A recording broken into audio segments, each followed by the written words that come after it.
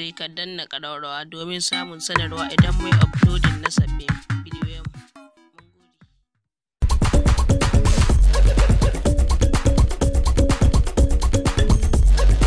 Na harkar waya, kwastoma ta ce tana zuwa wajenmu tana siyayya, to rana ɗaya na taɓa kai mata waya gidanta ta siya.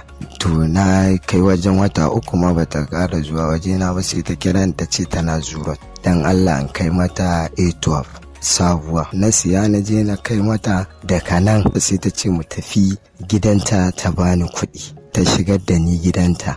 Shine muka gaisa da wani saurayinta wanda na sani a kantin kwari. Daga nan mun gaisa da shi, na zauna sai ta shaƙe ni, tana shaƙe ni shi ma ya zo ya shaƙe ni, muka ta dambe. Daga nan mutum 2 ma suka zo suka shaƙe ni, suka ɗaure ni, suka ɗaure min hannuna a nan da suka kulle min idanuwana. Shine ne kwana wajen 3 a hannunsu. Daga nan kuma 'yan sanda suka yi nasarar zuwa gidan don binciken abin da ya faru. A wannan kwanaki 3, a rana na 3 ne suka kira 'yan uwana azumman sana son miliyan 50. Daga nan suka ce miliyan 10.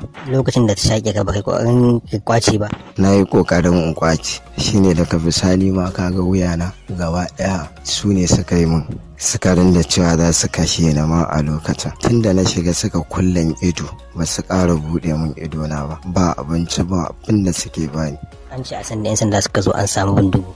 An samu AK da harshashe guda 30 da wani abu a wajensu. Ina fata da kwamishinan 'yan sanda dai ina musu fatan alkhairi, kuma Allah ya ƙara ɗaukaka aikinsu. Na gode sosai da ceto raina da suka yi.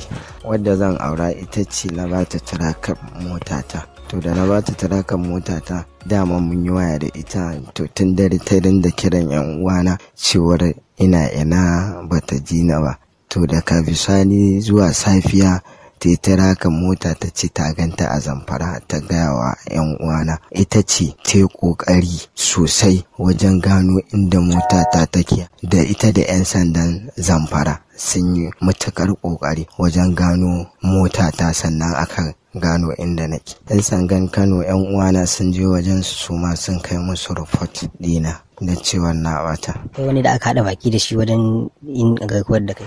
Gaskiya dai wannan matar da na sani, sai shi wannan ɗan kwarin da na sani, shi ya ba da gudunmawa wajen a kashe ni, ya rubuta mata mesa cewar a kashe ni.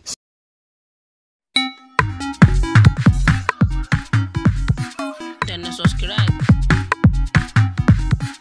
sai ka danna ƙararrawa domin samun sanarwa idan mai uploading na sabbin